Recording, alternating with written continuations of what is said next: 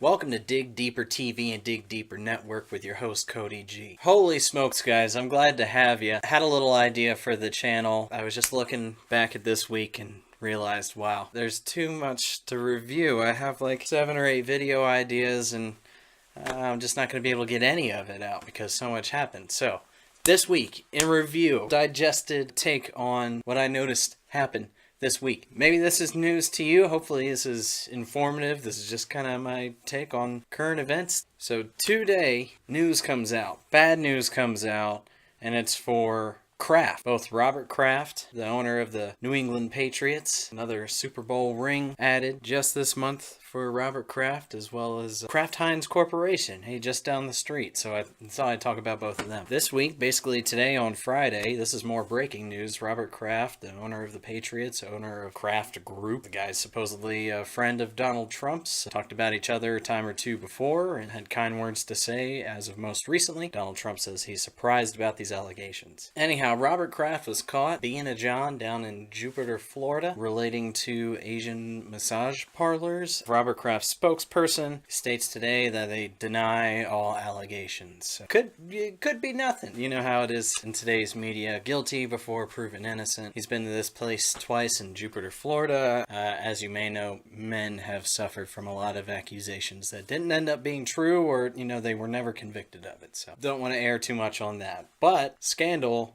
if it's right, bad day to be Robert Kraft. Let me tell you why today it's bad to be Kraft Heinz Corporation, that is. Kraft Heinz Corporation, known as KHC, traded on the stock market, had a massive plummet today of 27%. You may not be aware of this, but Warren Buffett was a massive investor in Kraft Heinz Corporation. The stock dove today because, well, the SEC is investigating them for their accounting practices, and so they came out with that today, as well as they're claiming a $15 billion loss on the company. Basically, the dirty laundry was aired out. Yeah, went from like a 50-something to a 30-something stock. Took a look at their balance sheet as a result. As you can see, they're about $30 billion in debt. They don't invest in much of anything. They have just been dwindling down their spending on the company. Well, it's not a sign that they're going after growth. Sort of confused that Warren Buffett got that wrong, but, even the best players make mistakes. As an old school investor, he probably had old school mentality behind it. However, we'll see if he holds true to his advice, which is you never lose money unless you sell. So we'll see if he stays in there with a massive quarter drop on that stock today. A massive exodus in investors. We don't know if Berkshire Hathaway, Warren Buffett, what he decided to do from that. So I look forward to updating you on that in the comment section below once that information comes out. We'll dig deeper on that. And don't forget to hit the like button. All right, this week in review, we're past the crafts. Oh, this one's funny. Okay, talking about companies being affected in an adverse way. Nike actually had some issues with NCAA basketball star wearing Nikes, plays for Duke, wearing the team shoes, and goes to take a step. The whole soul just disconnects from the shoe. It looks like he's gonna survive, okay, but I just wanted to make a mention here, like, gosh, it's tough being a brand, isn't it? Brand of your company is on, apparently he's on his way to the NBA. What if he incurred a massive injury because of this Nike shoe, right? And it pulls him out and he loses his chance going into the NBA. Like, I wonder how badly a company can get hit after something like that. My guess, pretty catastrophic. So here, Nike claims that while it was an isolated incident, we are to look into that. So we'll have to see what Nike has to say and what their justification or excuse is for this. All right, this one hardly needs mentioning. It's pretty big, so I gotta share it. Jussie Smollett got caught red-handed, completely lying about this attack that he had by folks wearing Trump propaganda and beat him up and said this is MAGA country down there in Chicago. And well, as it turns out, Chicago didn't like the idea that Jussie was just going to make an already controversial jurisdiction look bad. Lots of heroic people out there, obviously, serving the Chicago area, so they decided to dig into it, pull up deleted messages and things on his phone, so they arrested him on filing a false police report. He's gonna have to see his day in court. It seems like ABC and Empire are completely backing him at this time. All I have to say about that was I hold my tongue to these types of political conversations, and I think that we all should. It's just sort of in an area of perhaps it should be unmentionable. Oppression does exist. There are hardships. This actually does happen to minorities of any kind. Being persecuted for who they are and for what they stand up and live. Gosh, why did you have to stage it? Maybe you could have just walked down a suburban white Trump nation and perhaps found a way to get into an encounter with them that way. But no, he hired African Americans of Nigerian descent, all dressed up, to enact this, and they flew back to Africa, and he paid them $3,500. And there's this spectrum out there now, right? And thankfully, I think that everybody has dismissed and has said that Jussie Smollett is a liar and this will affect their subscribership to Empire as a show. And I think people have actually looked at the facts of this, addressed it appropriately, and I hope to see, instead of putting complete faith and validation into any red flag or, alarm that somebody decides to pull,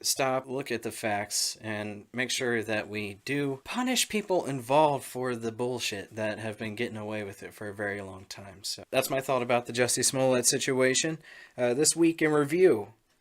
Oh, hey, this is kind of scary, right? So Vladimir Putin, he's kind of threatening another Cold War because internationally we're pulling out of accords and let's not shoot missiles at each other, treaties. And in a speech, Vladimir Putin revealed that they have technology to surpass our anti-air missile defense. I think people are freaking out at the first 5 things that I just talked about way more than that. We have a filter. We try to assess things for fake news nowadays. That's kind of me. But I watched a translated speech of Putin, and it sounded like his defensiveness was pretty scary. Definitely do not want to put them on edge or freak them out in any sort of way. They basically said that they have a supersonic thing that they can shoot at us and it would pass our defenses. I don't know if the North Korea thing freaked you out before or what. Of course, every threat that we hear, we get to listen to, and life goes on. Okay, I guess we're okay with that. Hopefully, diplomatically, we can start being a little more responsible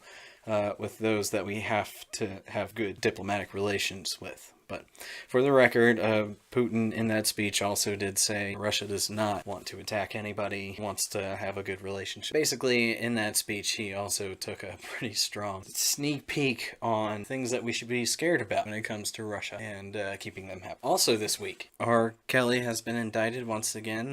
They slapped the cuffs on him and bring him into court once more. It seems like after the Lifetime Project, their declaration to seek out people to come line up and give their claims of any wrongdoing that Mr. Robert Kelly had done to them. And I have my certain reservations about how they treated the Bill Cosby situation, and I kind of draw a parallel here. I think that what he's being accused of is certainly something that's worth looking into, and he's worth punishing. We should certainly proceed to do that. However, I just sort of worry about the assassination of a man that the feminists and the court systems and everybody involved, the liberal media, they all seem to back one side and completely lack, the evidence that's out there right now. They're saying that there's a video. However, R. Kelly fought this over a decade ago on similar allegations, and they had videotape, but the jury was not able to render their decision. They said that they couldn't be sure about it. If this is a skeevy guy who got away and should be punished for his previous crimes, I'm somewhat open to the idea, but this is making headlines, and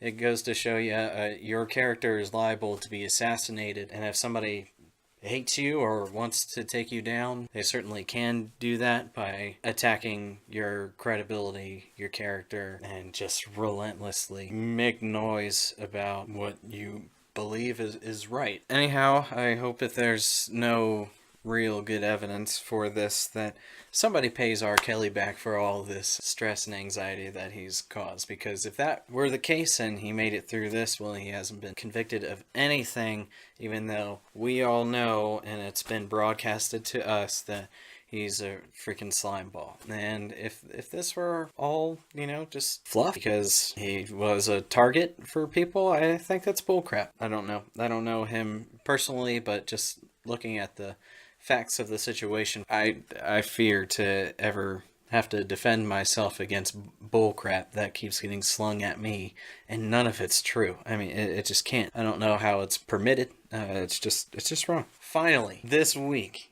in review, Kentucky teen Nicholas Sandmann, known notably for his picture of a standoff with Indian elder that caught massive pickup, as you may know. It came out, and even CNN issued an apology that they came at this from the fake news perspective. They said that they took the wrong side in this one because after witness accounts and combing through the situation, they saw that he treated it peacefully. However, the news today about Nicholas Sandmann is that he is suing the Washington Post for $250 million for being wrongfully targeted, slandered, damages, and all that. And if you stop and think how hard, you just watch how news media cranking on a 24-hour cycle, and the integrity and the journalism in today's news is lost. While these stories, which I total 7 of them for this week in review, just a little sensationalized we are. Perhaps we can just cut the bullcrap and actually talk about what's going on in the world and how our president, Congress, we as a country are interacting with the world around us and the progress that we're making. I look forward to sharing more that I've dug up from